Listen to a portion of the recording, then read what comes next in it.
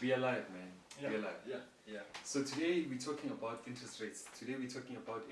We need to really understand what does it mean for us to say that interest rates are going up, or what does it mean when they say that interest rates are actually going down? When it comes to interest rates, Lebo, that's one of the topics whereby some people don't want to entertain. But at the end of the day, interest rates affects everyone. Lebo, tell us, man, when it comes to interest rates, man, why is it a topic, especially when it comes to property investing, that we need to consider? Okay, so remember, as a property investor, man, most of the time we use credit. So now you'll find out that you used your credit cards. You'll also find out that you asked for a loan to actually finance this property. Now, when interest rates go up, this basically that means that we're going to be paying more. Now, something Noah touched on, I think it was the last time when we did a live, was that we need to understand the numbers behind asking for debt, right? So what does this mean? It means that if I'm going to be asking, say for instance, for 10,000 from the bank, I need to understand at what rate are they charging me at. So if I'm getting 10,000 and they're saying that they're charging me 20%, that means that they want the 10,000 back and they also want an additional 2,000. Now here's where a lot of people go wrong. They go to the bank, they ask for the money, the bank charges them 20%. They don't know how to calculate the interest that they will be receiving on the property, and then at the end of the day, only to find out that the return on investment is only 15%, which ultimately means that looking at what you need to give the bank and how much you're going to be left with, you're actually running at a loss. Now why was that? Number one, you didn't understand interest rates. Number two, you didn't understand the cash flow that you were supposed to be getting from that particular property. That's a very dangerous situation to find yourself in. A lot of property investors would ask us that, gents, is it worth it for me to use credit to build? Or is it worth it for me to use credit to buy this house? If I do not understand what is my interest, I should really relax. I should really understand the game, because it's as if now it's a gamble for sure that they look at it this way. Right? Let's look at it this way. If you go to a bank and ask them that, how much, if I'm borrowing 10,000 for credit or via overdraft or via personal loan, trust me, they're going to be giving you percentages on how much they're charging you on via interest. Yeah. If you are going to a bank and you're telling them you want to invest 10,000 in a unit trust, they're going to tell you that, is this high risk or low risk? And then they're also going to tell you at what percentage will they give you. Now let's look at it this way. This is the danger that a lot of people are not understanding when it comes to property, that we are taking home loans, not even understanding how the 11.75 affects us. Now, that's where the danger is. If you want to build a business model, but you're not understanding at what percentage are they charging you on interest, now how can you position yourself to make a profit? A lot of people are stuck there whereby they have a property, they took the loan, they didn't consider what was the interest rates, so now they have a tenant inside. Now the question is more of, how do I make business out of that? It's too late when you're asking yourself that at that point in time. Yeah, because you already bought the property. You already bought the property. You've signed the document. Let's go back to how I started this conversation. The bank, you don't go to the bank and the bank says, okay, give 10,000, we'll see how much we're going to charge you. It doesn't work that way. We need to be as lethal when it comes to our numbers, that if I'm borrowing 1 million at 11.75 annually, and then my costs, looking at my monthly operational costs, are so much, and then my income is so much, I'm then able to take a decision that, will this make sense for me? That is the type of content that we are pushing as property investors, is that we need to pay attention to the numbers. Now, I know someone is asking themselves that, okay, now I'm listening to you and you're telling me that with credit, I need to understand what I'm doing. Yeah. Right? Now, the question is, if I do understand what I'm doing, and I understand that with the property that I currently got, it's giving me 20%, and the interest that was given to me was 11.75%. Now, would it be safer for me to fix the interest rate that the bank has actually given me, or do I leave it as variable?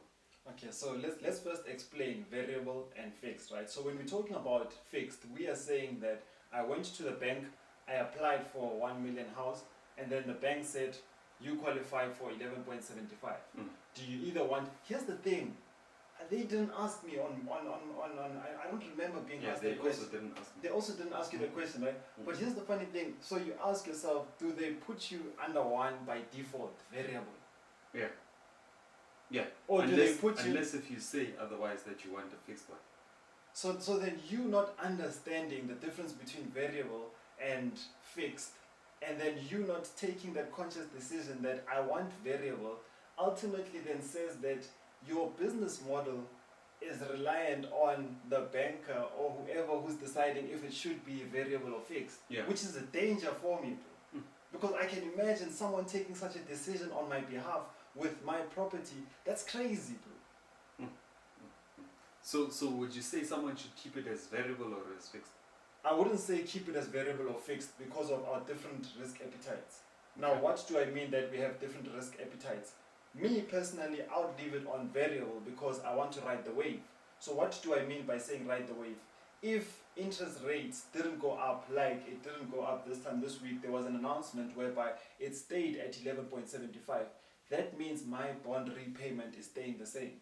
Whereas if it's going up under variable, if let's just say that it moved from 11.75 to 12, now that means now my monthly bond and all the other credits that I have will actually go up. Whereas versus someone who'd be like, you know what, I prefer fixed. So when we're talking about fixed, we're talking about you telling the bank to put it at a certain stage. So if we are saying that, let's say we went to the bank and they told us that we qualify for 11.75. So now you tell the bank that I'd like you to keep it there. But then here's the thing, they're not going to keep it at 11.75 because, again, the bank is also taking a risk from their side. So personally, as I did mention, that it differs from one person to another. What's your take on that one?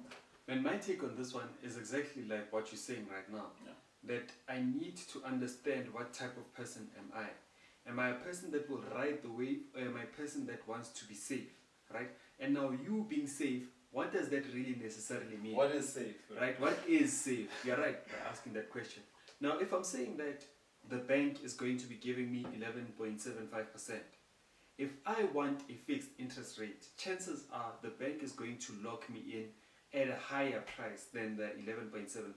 Because remember, the bank is in the game of actually making money. So if we are saying that it's at 11.75 and the bank says that we're fixing it at 11.75, if it does actually increase, that means that the banks will actually be making a loss.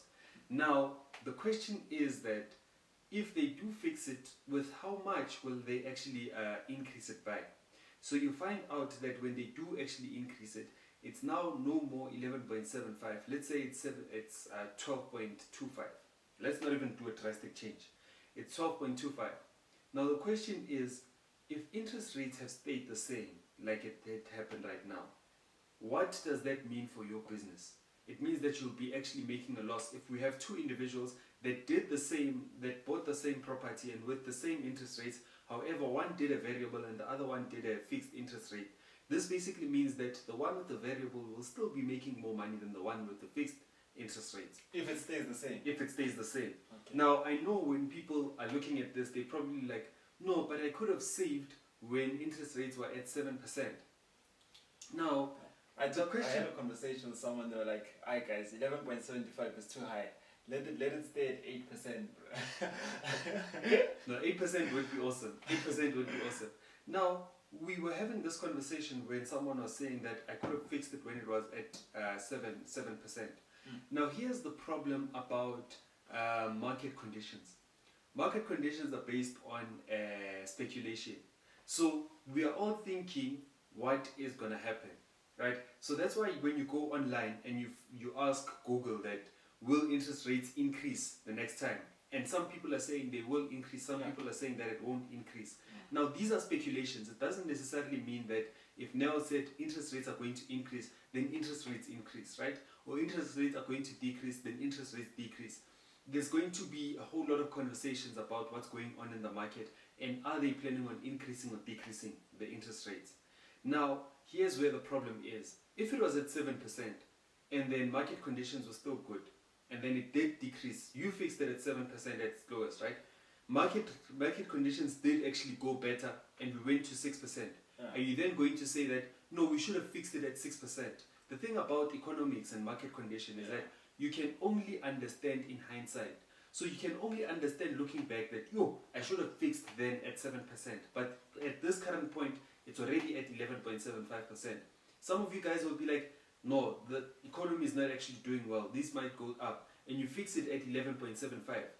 After fixing it at 11.75, a couple of years later, you understand that it decreased. Now you are at a back foot. So I think, as Neo did say, that it's more of understanding your risk appetite. Yeah.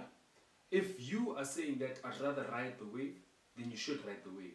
However, if you want to say that I want to understand my budget and I want to budget correctly, so if anything does happen, I don't mind paying extra money. However, if anything does happen, then I know that I'm still in the same price bracket. For sure, bro. You know where the danger is for me. Where is the danger, man? There's danger when it comes to us not understanding, Okay. especially when it comes to interest. Some people, I've had so many chats with people that are saying that 11.75 is too high. Therefore, I'm not going to buy a property at this point in time. Now, the question is, when will it go back to 7? If it will go back to 7. Yeah. When What? will it go to 7? Yeah, so does it mean that if it stays at 11.75 for the next 10 years, that means you're not buying a property for the next 10 years? Now, we saw a property that we went to go view this week. Monday, was it Tuesday or Monday? It was on Monday, if I'm not mistaken. Monday. That property is worth 1.3 million to 1.4 million. And when we had a conversation with the agent, we were actually in talks with them in terms of if we were to go in at 900 or 800, would it still make sense? And that's a conversation that they were willing to entertain. Now, some people are too focused on interest rates and they're reading too much when it comes to the economics, whereby interest rates are at their all-time highest. So now you start having that fear element and now you lose focus of the game. Ask yourself in terms of, how does interest rates affect me? We're not in the business of investing in property because of interest rates. Rather, the question is, if interest rates go up, how is that going to affect me with my strategy? So going back to that example that I did, if you manage to close in that deal, that you're closing it at 800,000, it's worth 1.4 million, the interest is crazy. Now, I'll be seated with that person who was saying that, hi, the market is congested or interest is too high. And then when we're looking at the numbers in terms of, here's a deal that I went through, and you finding out that you're holding on to fear and you're holding on to this notion whereby you're waiting for it to go down to 11.75 for the next 10 years, you'll wait, bro. You have a problem. You'll wait, bro. Yeah. But at the same time, as I did mention when I started this, you don't want to find yourself in a situation whereby you're borrowing money and you're not understanding what's your return on investment versus the interest that you charged. It's basics, it's business. When I go into any deal, I need to understand what am I being charged for when it comes to the interest versus how much profits I'm anticipating. Yeah.